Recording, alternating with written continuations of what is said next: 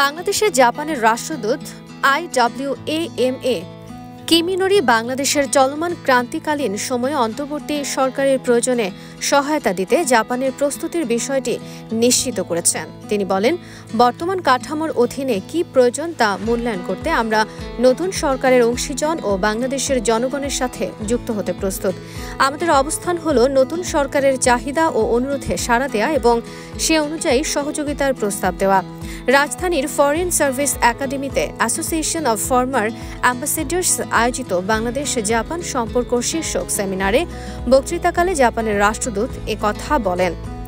Kiminori ব্যবসা, প্রতিরক্ষা ও দুদেশের জনগণের মধ্যে যোগাযোগ সহ গুরুত্বপূর্ণ খাতে দ্বিপক্ষীয় সম্পর্ক জোরদারের লক্ষ্যে সহযোগিতার উপর গুরুত্ব আরোপ করে বাংলাদেশকে তার সংস্কার উদ্যোগে সহায়তা করার জন্য জাপানের প্রতিশ্রুতির প্রয়োজনীয়তার উপর জোর দেন।